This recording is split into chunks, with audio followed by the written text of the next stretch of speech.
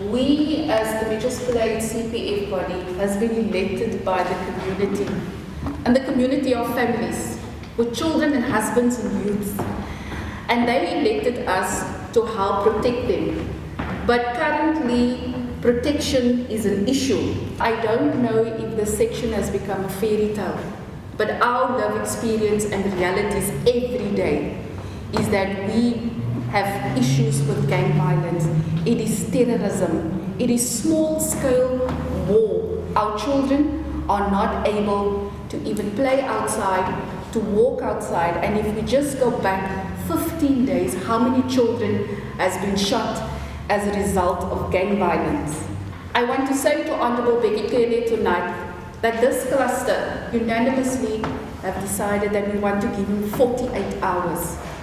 And this 48 hours is the following demands: that he must come in his ability and put the Western Cape South African Police Services under administration.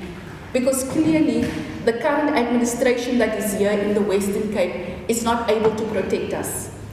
What we have at the moment is complete carnage. It is complete war.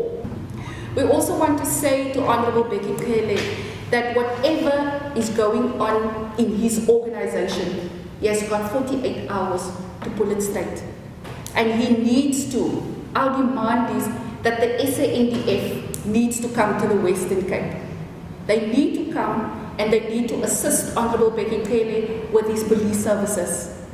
They need to come and protect the police officers so that the police officers can protect us. We cannot have a situation where it's school holidays, where our children cannot play, laugh in their own lesson because they have to fear for bullets. The Department of Community Safety, in my opinion, has not done anything to ensure community safety within our areas and on the Cape Flats. You are giving people torches and you're depending on volunteers, but you are doing no real work to come in and see what the communities are going through. We are tired of being held hostage. Our community is crippled with fear on a daily basis. Every single day we have residents contacting me saying that when they called for SAPS for assistance, the shift members would actually respond by saying that they do not have a vehicle to dispatch to attend to any of the complaints.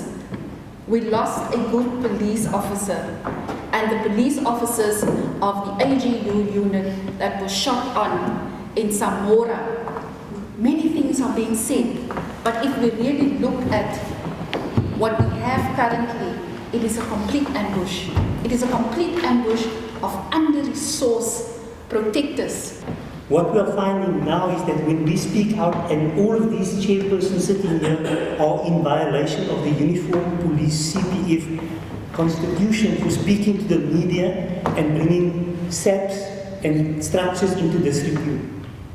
The Western Cape Provincial Board chairperson and secretary has been suspended for speaking out against the incompetence of the Provincial Commissioner and the Department of Community Safety. They were summarily suspended on the 5th of May. As we have this interview with all of you in our area, there's been shots fired. You will expect us, if Bheke Cele is not going to respond to us by Friday, and that is not, we just hear you and it's noted.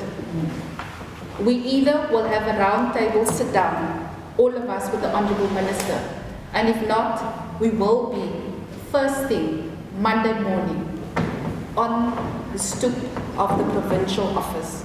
We are coming there, we are sleeping there, we are blocking the roads peacefully. If you look at Mitchells Plain with a population of 1.2 to 1.7 million, and I'm not looking at Stats SA, 40% of our young people are on substances, one or other substance, 40%. We've got 45% unemployment rate of young people. Now, if we speak that poverty has a contributing factor to criminality, let us be honest about it, poverty has. Now, if there's no political will to develop our communities on the Cape Flats, we can forget about it. Crime will just increase. Mr. Thank you speaking to the SABC. Two things on my side is, you have given the police minister 48 hours on behalf of a lot of CPFs across the Cape Flats. Why are you giving him 48 hours and what happens after these 48 hours? The 48 hours we're giving the National Minister is to bring the emergency stabilization to all of us in the Cape Flats. If this request, humble request and demand from us cannot be met, we are coming to do a sitting at the Provincial Office of the South African Police Services, Western Cape. While we are sitting here, all our phones has been going off. There's been gunshots in all the areas except for Lansdowne where we are. We have communities currently crying. And if we ask the question, I want you to pick up the phone, call any of our stations, ask them how many vehicles do they have on now to go and respond to what is currently happening. You will get your question answered. And so we are here to say, National Minister, we want a reaction. Not a phone call, not a we've acknowledged you, because on Monday morning we will be on your doorsteps. What is this emergency stabilization? Can you break it down for us and what do you want exactly? The emergency stabilization is the following. There should be resources sent to all the affected areas which is currently experiencing gang violence. That resources should be accompanied with the SANDF, because we know in terms of at the moment what we have at this police station, you've heard the chairperson giving you how many vehicles are there. They are currently shooting. If those numbers of vehicles are in one area, what happens to the other area that's flares up? So what we're saying to National Minister, you send your deployment accompanied by the SANDF, lock down the Cape Flats for the next 48 hours. Do what needs to be done. Then from there you work, because that's your emergency plan. We want then your intermediate plan working towards your long-term plan, because your long-term plan will give you the prevention.